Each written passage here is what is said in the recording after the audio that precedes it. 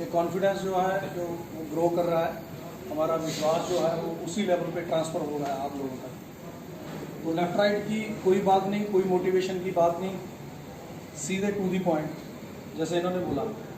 सवाल क्या है?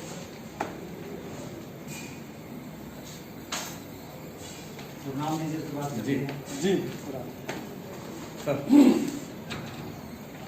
मार्केट के कुछ सवाल है सर, मेरे कुछ मित्रों के हैं जी।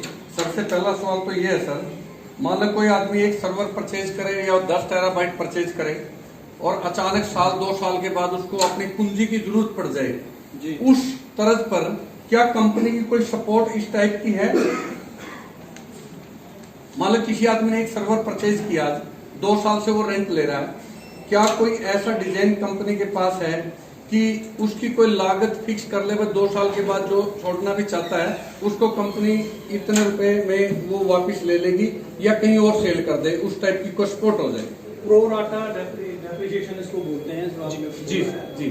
लेकिन ऐसा पहले जी ये ऐसा कोई प्रोग्राम या ऐसा कोई प्रावधान नहीं है। आपने प्रोडक्ट खरीद लिया, वो प्रोडक्ट आपका हो गया जी। उसके बाद उस प्रोडक्ट को मार्केट में रेंट आउट किया गया है, उससे आपको रेवेन्यूज आते हैं। कंपनी ने आपको प्रोडक्ट दिया है, अगर उसके साथ ये भी गारंटी, बायबैक की गारंटी भी दे रही है, तो वो एसेट जो है वो जो आपके शेयर मार्केट के एसेट है, इक्विटी एसेट क्लास में चला जाता है, जिसके लिए कंपनी लीगली मैं बोलूँगा एलिजिबल नहीं है। ये हम आपको सर्वर दे रहे हैं सिक्योरिटी के तौर पे, जब तक आपने सर्वर यूज़ किया, रेवेन्यू लिया और पैसा हमारे पास रहा, और जैसे आपने सर्वर हमें वापस दे दिया, हमने पैसा आपको दे दिया, तो ये एक तरीके से इक्विटी ट्रेड हो जाता है, जो इस पूरे सिस्टम के अंदर एलिजिबिलिटी क्राइटेरिया में नहीं आता है, क्योंकि हम फाइनेंस या उस सेक्टर की कंपनी नहीं है जी। हाँ, अब इसका अगला जो है, जो आपने वजह बताई है कि मुझे बेचना क्यों पड़ सकता है, अचानक पूंजी की जरूरत की बात हुई जी। अचानक पूंजी की बात में आपने टाइम पीरियड थोड़ा ठीक रख दिया, या आपकी मार्केट ने सही सवाल पूछा कि साल या 2 साल बाद जी। 2 साल लगातार वो सर्वर या 10 पार्टिकल का आपको रेंट आया आपके अकाउंट के अंदर, तो मुझे लगता नहीं है कि बैंक उससे पहले ही आपको ना पूछे कि भैया पैसे चाहिए क्या, क्योंकि ये घटना एक आदमी के साथ नहीं है, कई सौ लोगों के साथ यहाँ पे हुई है जिन्होंने अपने पार्टिकल बढ़ाए हैं। बैंक आपसे क्या पूछता है जब आप उससे पैसा मांगने जाते हैं? लाओ 6 महीने की स्टेटमेंट, तो पैसे कहाँ से आते हैं? तो वो पैसे आ रहे हैं तो उसको सपोर्ट करने के लिए कोई डॉक्यूमेंट है क्या तुम्हारे पास? अगर 1 नंबर की कमाई आपके पास आ रही है, उसका डॉक्यूमेंट आपके पास है, तो जो पैसे की आपको जरूरत पड़ने वाली है, कम पैसे में अपना सर्वर बैंक ने फेंकने की बजाय मार्केट के अंदर इतने सारे फाइनेंस के ऑप्शन है, वो वहाँ से ले सकते हैं।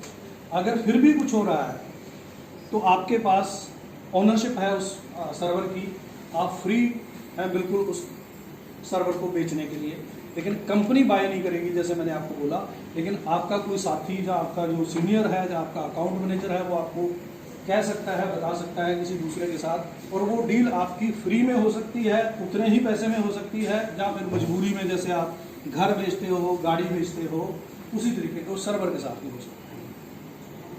जी जी सेकेंडली सर, परिवार के 3 व्यक्ति मिलकर जी एक सर्वर परचेज करें, क्या एक ही अकाउंट में तीनों व्यक्तियों के अकाउंट में पैसा चला या कोई कंपनी बनानी पड़ेगी, नहीं कि इंडिविजुअल नाम से वो एक ही अकाउंट में एक सर्वर परचेज करें और टीडीएस ज्यादा एक आदमी का ना देना पड़े या रिटर्न में उनको छूट मिल जाए किसी तरीके से, वो 3 व्यक्ति 3 अकाउंट दे दें, एक ही परिवार के अकाउंट एक ही बना लें? शेयरिंग की हमने बात करी है जी, तो इसके अंदर हमने पहले दिन से ये एलिजिबल कर रखा है कि आप अपने अकाउंट के अंदर अगर आपका इमीडिएट फैमिली मेंबर है तो बिना किसी एग्रीमेंट, बिना किसी डॉक्यूमेंट के उसको इनेबल कर सकते हैं, आप उसको इंक्लूड कर सकते हैं इमीडिएट फैमिली मेंबर जी। अगर कोई अदर देन फैमिली मेंबर किसी को आप शेयर उसके अंदर लेके आना चाहते हो तो आपकी लीगल पार्टनरशिप होनी चाहिए जी। क्योंकि इन केस ऑफ डिस्प्यूट हम डिसाइड नहीं कर पाएंगे कि अब इसका होना क्या चाहिए, तो डिस्प्यूट में जो आपको लीगल अवार्ड मिलेगा वही अवार्ड आपके अकाउंट में लगेगा।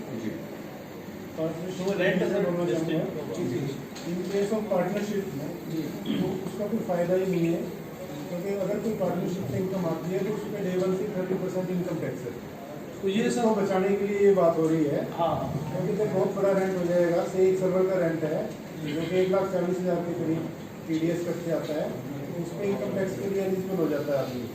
आप फाइनेंस बैकग्राउंड से यूज कार जैसे आपको यूज कार का बिजनेस है तो इसमें बेसिकली आपका जो सीए है, ठीक है, वो आपको बेटर गाइड कर सकता है इसके ऊपर, क्योंकि आपकी अदर इनकम भी है।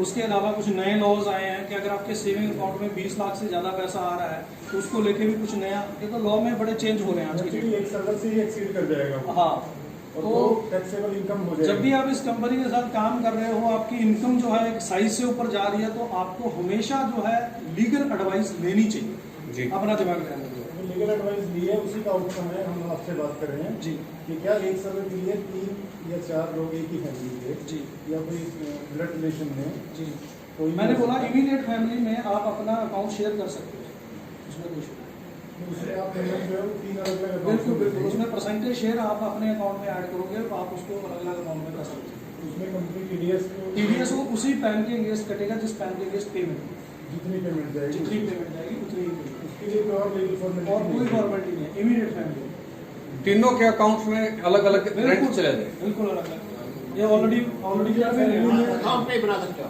अगर अगर फैमिली में आप किसको काउंट करेगी कंपनी? इमीडिएट फैमिली सर, आप, आपके माँ बाप या आपके डिपेंडेंट बच्चे। भाई बहन नहीं, भाई बहन तो अगर वो डिपेंडेंट नहीं है, उनकी लीगल एज उसके लेवल पे वो आ जाते बच्चे। डिपेंडेंट एंटिटी हो जाए। डिपेंडेंट बच्चे सर, यस। नहीं तो इसमें जो है आपने बोला कंपनी तो एक ही पैन कार्ड पे रहेगी ना पेमेंट, वो आपको डिसाइड करना है 3 जगह डिवाइड करना है।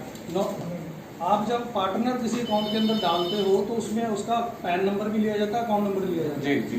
जिस अकाउंट में पेमेंट जा रही है और उस अकाउंट के साथ जो पैन कार्ड अलाइड है वो टीडीएस उस पे जाएगा। जी जी। इनके नहीं कंपनी तो एक ही पैन कार्ड पे रहेगी ना टीडीएस। नहीं, जिसको पेमेंट करेगी उसके हिसाब से तो टीडीएस कंपनी तो एक को पेमेंट करेगी ना, बाकी तो डिस्ट्रीब्यूट तो अपना पर्सनल लेवल पे करता है। पर्सनल लेवल पे आप अपने अकाउंट से नहीं ट्रांसफर कर रहे हैं, आप कंपनी के लेवल पे ही डिवाइड करके ले रहे हो। जी जी। मतलब कंपनी भी जगह डिवाइड करेगी। कंपनी ने ही, आपने अपने अकाउंट के अंदर पार्टनरशिप डाली है, आपने फैमिली मेंबर्स की पार्टनरशिप डाली है कि मेरे को ये पैसा बीवी को देना है किचन चलाने के लिए, बच्चे को पढ़ने के लिए, ये पैसा मेरा। सर वो बाद में मगर हम फॉरवर्ड बोल दे सकते हैं। स्टार्टिंग में हमने एक अकाउंट दिया, बाद में एडिटिंग हो जाएगी ना उसमें। हाँ, अभी आप बिल्कुल अभी अपने अकाउंट में जाइए, उसके अंदर ऐड पार्टनर की ऑप्शन है, वहाँ पे आप उसको ऐड कर दीजिए, ओटीपी वेरीफाई होता है, आपकी केवाईसी वेरिफिकेशन होगी, शुरू हो गया। केवाईसी करने में आपकी तरफ से भी देंगे। जी, हमारी तरफ से मैक्सिमम कितने मेंबर ऐड कर सकते हैं? जितनी फैमिली में होंगे कोई भी प्रॉब्लम नहीं, ये सवाल ही नहीं है और हमने सोचा नहीं है। नहीं अभी आएंगे आप आएंगे तो लीगल एडवाइस आ जाएगी, साइज बढ़ेगा तो फिर ये क्वेश्चन लीगल एडवाइस आ जाएगी। वैसे 100 मतलब जो कोई भी डिपेंडेंट मेरे ख्याल से 5-7 लोगों से 4-5 से ज़्यादा चीज़ है। अभी डिपेंडेंट उसको बच्चे को और डिपेंडेंट का ठीक क्यों मानते हैं आप? क्योंकि हस्बैंड वाइफ हैं, फैमिली लीगल एंटिटी के तौर पे जब हम उसको डिपेंडेंट की बात कर रहे हैं, तो जब आपके ऊपर डिपेंडेंट है, आपकी इनकम के ऊपर, आपके अकाउंट में पैसे आके उसको जाए या आप उसको डायरेक्टली दें, वो डिपेंडेंट है। डिपेंडेंट उसकी एलिजिबिलिटी कब तक रहेगी? डिपेंडेंट उसकी एलिजिबिलिटी तब तक रहेगी जब तक उसकी लीगल एज नहीं होती। लीगल एज को क्रॉस करके मेरा बेटा है, हाँ, तो वो इंडिपेंडेंट एंटिटी है सर। तो उसको मैं ऐड नहीं कर उसको सकता। नहीं add कर सकते। फैमिली में हम 2 ही मेंबर हैं, तो फिर उस केस में उस केस में आप पार्टनरशिप बनाएंगे। Joint account। फेवरेबल सर जो देखो, ये आपके और मेरे वैसी बस से बाहर है। जैसे हम किसी भी बात के ऊपर किल्स के रह जाते हैं, ये टैक्स क्यों लग गया, ये मुझे क्यों देना पड़ रहा है, तो वो चीज़ें मेरे और मेरी इसका आपके करने लिए हम इसका कोई वे आउट हो सकता है हाँ। तो ठीक है। तो आपके पास कोई हो तो बताएं सर, हम कोई लेफ्ट करने नहीं चाहते स्ट्रेट फॉरवर्ड, क्योंकि बहुत लंबा जाना है सर। अभी साहब बता रहे होंगे आपको IPO आना है और बहुत सारी चीज़ें होनी है, तो इस तरह की कोई एक छोटी सी ग्लिच जो है आज की आपकी इजीनेस के लिए मैं आपको कुछ कर दूं और फ्यूचर में हमारे लिए वो गले की फांस बने, तो ऐसा ना करें हम लोग, हमारे लिए अच्छा है। सुबह उठ के ये बोला करो कि मैं इस साल 100 करोड़ रुपए टैक्स पे करूँ, फिर सोचो कि बाकी पैसा कितना होगा जो आपके पास बचा होगा।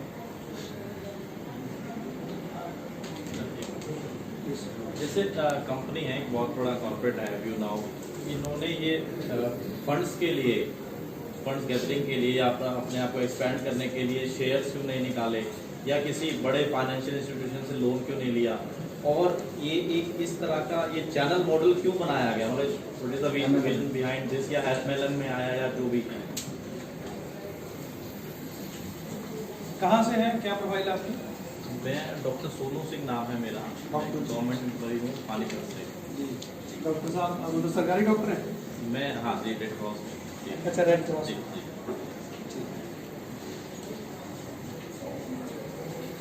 शायद ये सवाल जो है हर आदमी के दिमाग में एक बात जो है वो आती है जब भी कोई बंदा ये कहता है कि जी ऐसे बड़ी कंपनी है, ऐसे वो काम चल रहा है ना, तो बड़ा बेसिक सी बात है यार, तू मेरे से क्यों पैसे मांगने आया, तू जाना बैंक के पास इतना पैसा पड़ा है, वो क्या बोलते हैं टाइगर ग्लोबल वाला इतने पैसे रख के बैठा है, वॉलमार्ट वाला इतने पैसे रख के बैठा है, सॉफ्टबैंक के पास कितने हजारों करोड़ डॉलर है। ये बात आज बड़ी आसान है क्योंकि आज आप बड़ा कह रहे हो लेकिन अभी बड़ी है नहीं। अगर आप उसको देखोगे, अगर आप ROC पे देखोगे या कंपनी के साइज और चीज़ को, तो अभी बहुत ही ग्रोइंग स्टेज में है। लेकिन 3 साल हो गए हैं तो उसके अंदर चीज़ें हैं, हमें बात करने के लिए, बताने के लिए हमारे पास बहुत कुछ है। लेकिन जिस दिन हमने इसको स्टार्ट करना था, जैसे आज भी आप जाएंगे, मैंने अभी बोला आपको कि आप अगर बैंक से पैसा मांगते हो स्कूटर मोटरसाइकिल खरीदने के लिए भी, तो वो पूछता कौन है भाई, स्टेटमेंट किधर है। तो ये इतना बड़ा बिजनेस स्टार्ट करने के लिए अगर हम किसी बैंक या किसी सिस्टम में उस समय हम उसमें गए होते उस समय, तो उस समय हमारे पास वही सवाल होगा। आज हमने इस सिस्टम को यहाँ पे लेके आए हैं तो इसके पीछे बहुत बड़ी वजह है। और दूसरी सबसे बड़ी पॉइंट इसके अंदर आता है कि हम कहीं किसी भी बंदे के पास पैसा मांगने नहीं जा रहे। ये बड़े ध्यान से सुनो, इस बात को जब आपको लोगों को बताना है, सही इन्फॉर्मेशन सब तक पहुंचे, इस चीज़ को समझना जरूरी है। इन्होंने सवाल जो है बहुत सेंसिटिव किया है इस बात को, क्योंकि हर बंदे को जो सवाल पेश करना है पैसा लेके पैसा देना, ये काम है फाइनेंशियल इंस्टीट्यूशन का। पोस्ट ऑफिस में हम पैसा देते हैं, NBFC को पैसा देते हैं, हम शेयर मार्केट में पैसा लगाते हैं, अलग अलग तरह की जो मार्केट है उसके अंदर ये चीज़ें होती हैं। तो आपकी कंपनी इन सारी चीज़ों में किस चीज़ में आती है? किसी में नहीं। तो फिर पैसा लेने देने की तो बात हो ही नहीं सकती यहाँ पे। किस चीज़ की बात हो सकती है?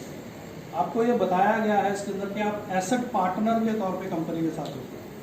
आप 4 लोग कभी इकट्ठे होते हो, ये भाई साहब प्रॉपर्टी का बिजनेस करते हैं, बोले मेरी नज़र में एक प्लॉट आया जबरदस्त, 20-20 लाख रुपए डालो, 3 महीने बेचूंगा, 25-25 लाख अपने वापस।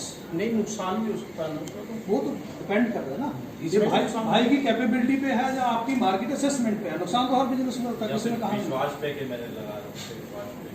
ठीक है, जहाँ पे ये भाई ने बोला कि नुकसान होगा मेरा, मैं आपको 25 लाख दूंगा, ऐसा भी तो होता है, ये भी करते हैं बात। नहीं वो एग्रीमेंट का तो नहीं आता है। कैसे कि भाई हम नुकसान, कि भाई मेरा नुकसान और प्रॉफिट का, वो तो मैंने आपको एक एग्जांपल दिया है, अगर उसी एग्जांपल पे हमने फंस के रहना है तो ठीक है, बात हम अपनी बात पे आएंगे, अगर बात आगे बढ़ने देंगे तो नहीं ठीक है। नहीं तो फिर बहस में मैं पहले मान लेता हूँ कि आप जीत के मैं हार गए, ठीक है। हाँ, क्योंकि उस चीज़ का कोई तो उसी तरीके से प्लेटफॉर्म बना, कंपनी ने ये सारी चीज़ें बनाई, सर्वर खरीदे, अपने सर्वर खरीदे, मैंने जो सर्वर खरीदा उस सर्वर को हमने रेंट आउट किया। फिर मैंने संदीपुरा को बोला कि ये देख मेरा एक बिजनेस मॉडल है, इस बिजनेस मॉडल के अंदर मैंने ये सर्वर लगाए हुए किराए पे, तू ये जो सर्वर किराए पे चल रहे हैं ये तू खरीद ले। उसमें केस क्या होगा, वो किराए पे चल रहे हैं सर्वर, इसने दोनों खरीद लिया और 2 सर्वर का पैसा मेरे पास है, तो मैंने 2 नए सर्वर लगा दिए उसके बगल में। 2 सर्वर से स्टार्ट हुई थी कंपनी। 17 जुलाई 2017 को हमने पहली बार 2 सर्वर लगाए, 240 टर्नओवर के साथ। जिस दिन आज आप बड़ी कह रहे हो, अभी कोई बड़ी कंपनी नहीं है, क्योंकि अगर हम पूरे साइज को देखें तो हम एक वो कहते हैं ना पॉइंट जितने भी हैं पूरी दुनिया के लिए। तो वो हमारे पास 4 सर्वर हुए, दूसरे सर्वर को भी किराए पे लगाया, फिर हमने नैन साहब को और सुनील को बुला लिया, कभी तुम ले लो ये 2 सर्वर, तो मेरे पास 6 सर्वर हो जाते हैं। तो इस तरीके से क्योंकि मैं प्रॉफिट पे बेच रहा हूँ, 6 के 8, 8 के 10 करते हुए आज 308 सर्वर आपकी कंपनी के पास है, जो कोई बहुत बड़ा साइज नहीं है। जितनी देर में आप लोग यहाँ पे बात कर रहे हो, इतनी देर में ये जो दुनिया के अंदर डेटा सेंटर में काम करने वाली कंपनियाँ, जिसको आप गूगल, अमेजॉन या माइक्रोसॉफ्ट या इस तरह की कंपनियाँ कहते हो, इसका 1000 गुना ज़्यादा डाटा उनके गार्बेज में चला है, जितना आपकी कंपनी का साइज। कंपनी कैसे प्रॉफिट जनरेट करती है अपने लिए? उस पर आते हैं सर। पहले भाई का ये कि पैसा ये हमारा लोगों का जोड़ने का जो बात है, क्योंकि सबसे सेंसिटिव बात है, ये बात बहुत जरूरी है। उसके बाद अगली बातों पे आएंगे सर। हर एक सवाल का जवाब दिया जाएगा, सेटिस्फाई होना ना होना बिल्कुल प्योर एंड प्योर आपके ब्रेन में होगा, हमें किसी को सेटिस्फाई नहीं। तो एसेट पार्टनर के तौर पे हमने इस प्रोग्राम को लॉन्च किया, जिसके अंदर आप अपना पैसा लगाते हो सर्वर के ऊपर। उस सर्वर को कंपनी मैनेज करती है, कंपनी के पास स्किल्स हैं उसको मैनेज करने का, बेचने का, प्लेटफॉर्म और मार्केट में डिमांड एंड सप्लाई का रूल चलता है। बड़ा सिंपल है, अगर आप इसको और बड़े प्रोस्पेक्ट पे सोचेंगे, दुनिया की सबसे बड़ी कंपनी है ट्रांसपोर्ट की ऊबर, एक भी गाड़ी नहीं है उसके पास। दुनिया की सबसे बड़ी होलसेल या रिटेल की कंपनी है अलीबाबा, सुई भी नहीं है उसके पास बेचने के लिए। दुनिया की सबसे बड़ी होटल चेन है एयरबीएनबी, एक कमरा नहीं है उसके पास। तो फिर ये सब ऐसा कैसे हो रहा है? ऊबर में गाड़ियां आपकी हैं, एयरबीएनबी में कमरे आप लोगों ने अपने जमा कर रखे हैं, अलीबाबा के ऊपर आप ये अपना माल बेच रहे हो। उनके पास क्या है? प्लेटफॉर्म है, उनके पास मार्केटिंग है, उनके पास लोग हैं। तो यहाँ पे भी ये दुनिया की सबसे बड़ी कंपनी क्लाउड और सर्विस प्रोवाइड कराने वाली जा रही है, जिसके पास अपना एक भी सर्वर ना है ना होगा। किसका होगा? आप लोगों का होगा। अब एयरबीएनबी में प्रॉपर्टी का काम था, आपने ऑलरेडी कमरे बना रखे हैं घरों पे, आपके पास है, आपने लगा दिए। गाड़ियां ऑलरेडी टाटा बना रही है, उसने अपने एजेंसियां बना रखी हैं, एजेंसियों के थ्रू आप भेजते हो, ऊबर के साथ लगा देते हो। लेकिन सर्वर को बनाने का या डाटा सेंटर बनाने का जो काम है वो हमारी कंपनी करती है, और एजेंसीज के तौर पर उन सर्वरों को बेचने का काम हमारे चैनल पार्टनर करते हैं। और उन सर्वरों को खरीद के, जैसे आपने गाड़ी खरीद के ओला ऊबर में लगाई, उसी तरीके से यहाँ पे सर्वर खरीद के आप उन किराए वाली कंपनियों के साथ लगाते हो जो आपको रेंटल्स देते हैं। ये नई दुनिया और नए तरीके का फाइनेंस और नए तरीके की चीजें हैं। अब हमारी कंपनी इसमें क्या कर रही है? जो एसेट पार्टनर के तौर पे हमारे साथ लोग आ रहे हैं, हम उनका विश्वास जीते। मैंने आपसे प्रॉमिस किया, सर्वर लगाओ, पार्टिकल लगाओ, अगले 10 साल का कितना पैसा आएगा, रेंटल्स आएगा। मैं पिछले 3 साल से रेंटल दे रहा हूँ, अगले 7 साल और रेंटल दिए। 10 साल के अंदर हमने एक टारगेट रखा हुआ कि यहाँ तक हमने पहुँचना है। 5 करोड़ मेरे साथ एसेट पार्टनर हैं, आज सिर्फ सर्वर पे पैसा लगा रहे हैं। कल को आप मेरे एसेट पार्टनर हो, लेकिन कंपनी के लिए 5 करोड़ बैंकर हैं, जहाँ ना मुझे एप्लीकेशन डालनी है, ना मुझे कोई वैल्यूएशन देनी है, कुछ नहीं करना है। क्यों? क्योंकि मैंने 10 साल का विश्वास आपका जीता है। मेरे पास नया प्लेटफॉर्म आता है, नई चीज़ें आती हैं, मैं जाके डील करता हूँ कंपनी के साथ। 20,000 करोड़ का प्रोजेक्ट है जी, हम लगा के देते हैं आपको, आप बताओ हमारे साथ एग्रीमेंट करो। मैंने आपको सिर्फ मैसेज अपलोड किया कि जैसे सर्वर लगाए थे वैसे वेयर हाउसेज बना के देने हैं जी, वैसे हमने एक डिलीवरी का प्लेटफॉर्म बना के देना है जी। तो आपको कितने मिनट लगेंगे उसमें पैसा ट्रांसफर करने में? एक बैंक को 5,000 करोड़ का लोन देने के लिए कितने सिस्टम से गुजरना पड़ेगा, और 10,000 को रेज करने के लिए आपको कितने सारे सिस्टम से गुजरना पड़ेगा। और यहाँ पे आपका एक टेक्स्ट जो है आपको 20,000 करोड़ रुपये 15 मिनट में करके दे सकता है। ये न्यू दुनिया है सर। पहले दिन आपने जब काम करना शुरू किया था, व्यापार करना शुरू किया था, जब पैसे को लेकर बात करते थे, तो हम बार्टर करते थे, फसलें एक्सचेंज करते थे। उसके बाद हम प्रीशियस मेटल पे आए, फिर प्रीशियस मेटल का साइज बड़ा हो गया, मुझे ट्रैवल करने में इशू था। तो मैंने बोला, संदीप बोला, ये पकड़ मेरा मेटल, मेरे को पर्ची दे दे, संभाल के रखना, जब मैं सामान खरीदने जाऊंगा तब मैं ये पर्ची लेके तेरे से गोल्ड ले लूंगा। फिर मैंने कहा यार कौन उससे लेने जाएगा, मैंने आपसे माल खरीद लिया, पर्ची आपको दे दी। और संदीप पूरा को पता चल गया कि पर्ची पे ही माल चल रहा है, तो उसने 3-4 पर्चियाँ और बना ली, जिसको फिएट करेंसी बोलते हैं। गोल्ड बैक करेंसी जो 91-92 के बाद खत्म हो गई थी। उसके बाद भी करेंसी आई है जिसको आज अभी हम समझ नहीं पा रहे हैं, वो है क्रिप्टो करेंसी। 20 साल पहले कॉफी के टेबल पे जब Jeff Bezos and Elon Musk बैठे हुए थे, कह रहे थे कि यार स्पेस में टूरिज्म होना चाहिए, तो लोगों ने कितना क्रिटिसाइज किया था, वो आपके पास मीम्स अब भी होंगे 20 साल पहले। लेकिन वो दोनों बात करते रहे, और वो क्या नाम था इसका बेल्जियम वाले का, किसी को नाम पता? वो पहले बाजी मार गया, जॉनसन करके नाम है। तो वो उनसे, वो जेफरसन तो बैठे रह गया कि मैं स्पेस ट्रैवल करने जाऊंगा, और वो जॉनसन साहब पहले उससे स्वाग लगा के आ गए। तो 2 लोग ऑलरेडी स्पेस ट्रैवल कर चुके हैं, लेकिन अभी हमें लग रहा है ये कौन सी बड़ी बात है। 20 साल बाद आज हमें लग रहा है ये कौन सी बड़ी बात। उसी तरीके से जो क्रिप्टो करेंसी है, इन सारी चीज़ों की बात कर रहे हैं, आज जिस प्लेटफॉर्म की हम बात कर रहे हैं, इसके बारे में 10 साल बाद या 20 साल बाद जो इसका जो स्वरूप होगा, जो चीज़ें होंगी, वो दुनिया के अंदर उस तरीके से आएगी। आपको विजन होने चाहिए, आपको उस लेवल पर देखना आना चाहिए। तो ये जो प्लेटफॉर्म है वो बड़े आप ही की तरह, जैसे आज बड़ी बड़ी कंपनियां 5,000 करोड़ 10,000 20,000 करोड़ की नॉर्मल घरों से आए हुए लोगों ने बनाई है, बच्चों ने बनाई है, आज यंग एज के बच्चे जो नए नए स्टार्टअप कर रहे हैं, उसी तरीके से ये एक स्टार्टअप है। बहुत साधारण बैकग्राउंड से हम लोग भी आते हैं, हम कोई लैंडलॉर्ड नहीं है कि पहले दिन हमने अपना 210,000 करोड़ रुपये लगा के इस प्रोजेक्ट को बनाया। हमने कंसेप्ट लेके आए, हमने अपने कंसेप्ट को किसी हाथ की कठपुतली बनने से रोक दिया, उनके पुराने लोगों की स्टडी करके कि आपका फ्लिपकार्ट ना बन जाए, आपका पेटीएम ना बढ़ जाए, जहाँ हमारे देश के जो मैक्सिमम जो स्टार्टअप्स हैं जो उनके साथ होता है, उनका कंसेप्ट और आइडिया चोरी कर लिया जाता है और बाद में उनको लात मार के निकाल दिया जाता है। तो यहाँ पे इस बिजनेस के अंदर जब आप इसको स्टडी करने जाएंगे, इस बिजनेस में बिलियन डॉलर नहीं ट्रिलियन डॉलर के रेवेन्यूज होंगे और पूरी दुनिया इसी के ऊपर डिपेंड करेगी।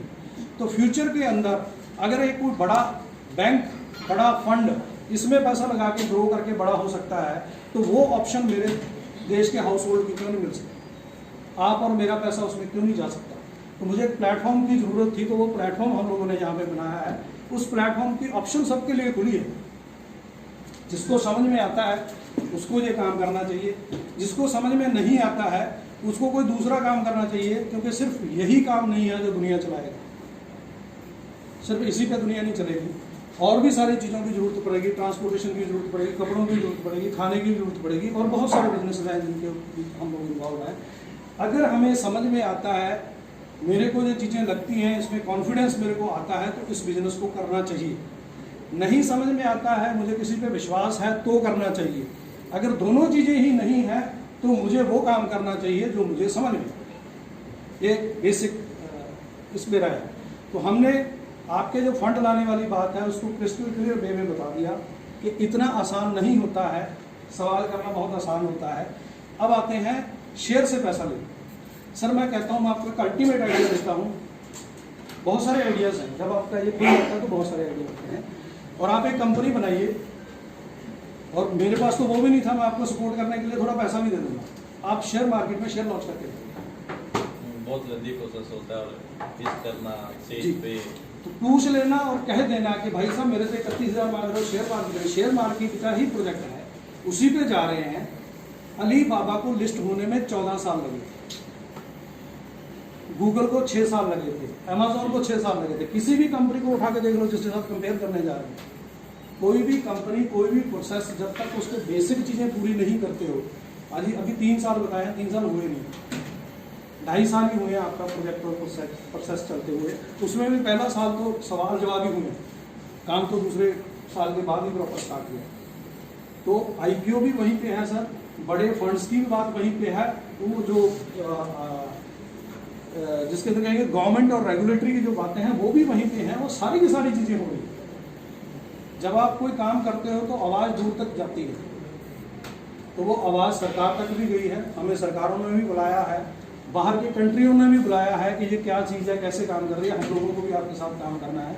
अगले 5-7 दिन में प्रेस के अंदर कुछ प्रेस रिलीज आएगी, आपको समझ में आ जाएगा कि आप लोगों ने मिलकर क्या कर दिया। हम अकेले तो कुछ नहीं कर पाते। ये आप लोगों की स्ट्रेंथ और विश्वास ने किया जो भी किया। अकेले तो हम पहले दिन भी थे, अगर करना होता तो हम वैसे करके आप कभी न्यूज़ में पढ़ रहे होते। लेकिन जब आप जुड़े, जब आपने इस प्लेटफॉर्म को पावर दी, जब ये प्लेटफॉर्म कुछ करने लगा, तो लोगों को नजर में आया, तो आज आपको आवाज़ लगाई जा रही है। आज सब इंटरेस्टेड है कि भाई कितना पैसा चाहिए, हम तेरी टर्म पे पैसा देने के। लेकिन आज जब ये फंड जो हमें फंड भी दे रहे हैं, चीज़ें कर रहे हैं, वो साथ में हमें ये भी कह रहे हैं कि ये बहुत हो गया, कि आपका एक लेवल था, आप निकल गए हो, पहली जोन खत्म हो गई, अब दूसरी जोन के सिलेंडर ऑन करने के लिए इन सब लोगों को बोलो एक पेपर साइन कर दो, पैसा लो, घर जाओ। ये ऑप्शन है मेरे पास अभी के लिए। वहाँ पर जो जिसको हम लात मार के आए, वही कितने पैसे तुम्हारी मार्केट की लाइबिलिटी, आज कितने लोगों से पैसे ले रखे हैं, कितने पैसे आपने देने हैं, सिंगल चेक लो, जाके सबसे साइन करवाओ, सबके पैसे दे दो। इसका मतलब समझते हो क्या?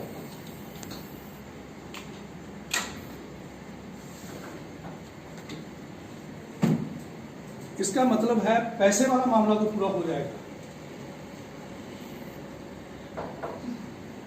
एक बार पैसा आपके हाथ में दे दिया जो आपने मुश्किल से पार्टिकल खरीद के लाए हैं, तो कब गायब हो जाएगा? क्योंकि मेरे पास हजारों ऐसी कहानियां हैं जो मेरे पास बैठे हैं लोग जिन्होंने 10 करोड़ 20 करोड़ 50 करोड़ कमाए हैं, लेकिन आज पैसा नहीं है, क्योंकि हमें फंड मैनेजमेंट तो आती ही नहीं।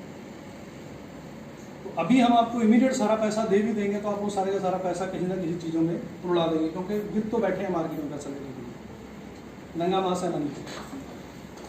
तो वो जो आपने प्लानिंग करी है कि महीने महीने जो पैसा आना है, जो आपको ग्रोथ देता है, वो ग्रोथ वाली जो बात है, वो जो पहले दिन हमने बोला था कि सर एक सुनहरी फ्यूचर होगा, हम यहाँ जाएंगे, ये चीज़ें होंगी, आपने एक पार्टिकल खरीदा और अपनी ज़िंदगी के सपने से जोड़ लिए कि मैं ऐसे नेटवर्क बनाऊंगा, ये आपकी रिवार्ड शीट है, मैं इसको पूरा करूंगा, ऐसे करके मैं ये चीज़ बनाऊंगा।